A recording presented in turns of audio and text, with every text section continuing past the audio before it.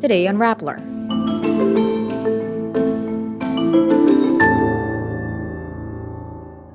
Over 100 Laguna students are hospitalized due to dehydration after a fire drill. Starting March 27, a claims caravan will begin the insurance claims process for those affected by the oil spill in Oriental Mindoro. 93% of Filipinos experienced the impact of climate change in the past 3 years.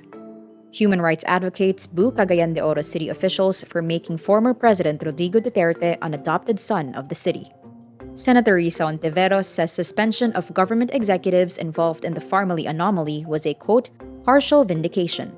U.S. lawmakers grill TikTok CEO Shou Zichu over how the platform inflicts, quote, emotional distress on young users. And music label HYBE wants to sell its entire 15.8% stake in SM Entertainment.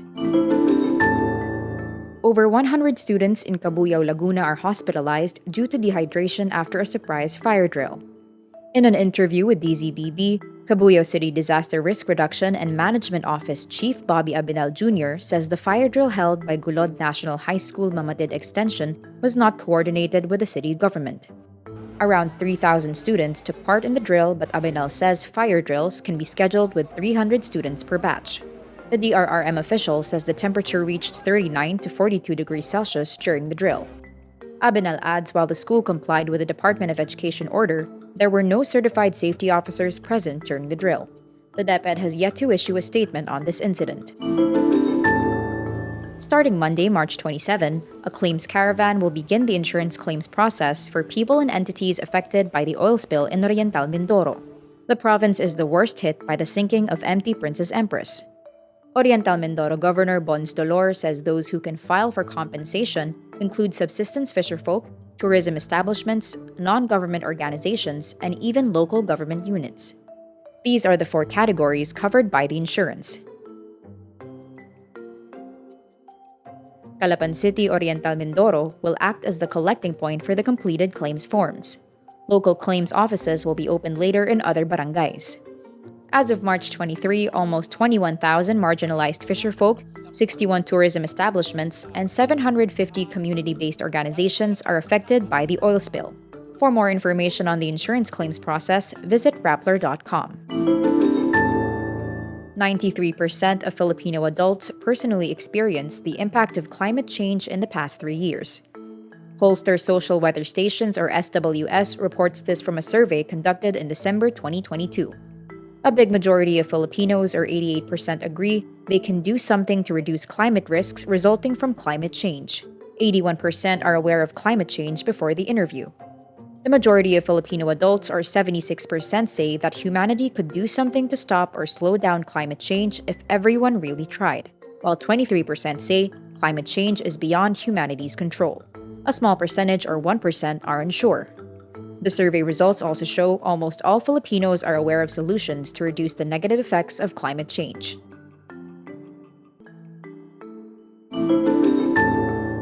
Human rights advocates in Cagayan de Oro boo the city government for making former President Rodrigo Duterte an adopted son of the city.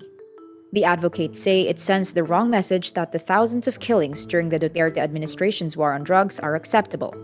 Human Rights Watch senior researcher Carlos Conde, who is from Cagayan de Oro, calls the citation given to Duterte, quote, outrageous, an abomination, and an insult to the families of the drug war victims. Lawyer Beverly Celi Musni points out that the International Criminal Court in The Hague considers Duterte's war on drugs as a crime against humanity. The city government conferred plaques of merit to Duterte and his close aide turned Senator Bongo on Thursday, March 23, for his Build infrastructure program, his war against crime, and the government's pandemic response. Senator Hontiveros says the preventive suspension of government executives involved in the Pharmally controversy was a, quote, partial victory for the public. Partial vindication talaga sa mga mamamayan na nagreklamo bakit ganito ang paggastos ng limitadong pandemic funds. Vindication ito sa mga healthcare providers na or wala pa rin yung kanilang special allowance at saka hazard pay. The Office of the Ombudsman suspends the government officials for their role in the anomalous purchases of COVID-19 supplies from 2020 to 2021. 22 officials of the Budget Department, including Warren Resleong, the former director of the Procurement Service or PSDBM, and 8 other officials of the Health Department are suspended. Pharmally bagged 8 billion pesos in COVID-19 contracts with only 625,000 pesos in capital, edging out suppliers with track records in dealing with the government. U.S. lawmakers seeking to ban TikTok grill its CEO Shou Zichu over how the platform inflicts, quote, emotional distress on young users. Washington Republican Representative Kathy McMorris Rogers says the content algorithm promotes self-harm and eating disorder content and encourages dangerous challenges. A Singaporean, this is Chu's first appearance before the U.S. Congress. He says that while the vast majority of TikTok users are over the age of 18, the company has invested in measures to protect young people.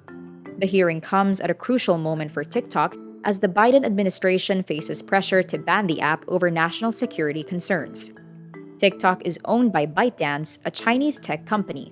Lawmakers also quizzed Chu about whether Americans' user data could be accessed by the Chinese government. South Korean music label HYBE, manager of world-famous boy band BTS, wants to sell its entire 15.8% stake in K-pop pioneer SM Entertainment. HYBE says it will accept a tender offer from bitter social media giant Kakao Corp and intends to sell at 564 billion won or $437 million. The decision marks a formal end to a takeover battle between HYBE and Kakao Corp over SM that began in February. SM's management became estranged from its founder Lee Soo-man over governance issues.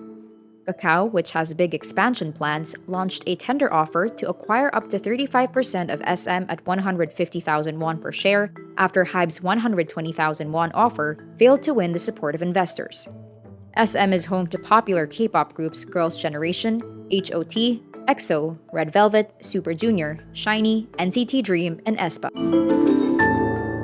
And that's today's wrap. I'm Nina Liu. Thank you for watching. Click the link below for the full story. Follow us on Rappler's YouTube, Facebook, Twitter, Instagram, and TikTok.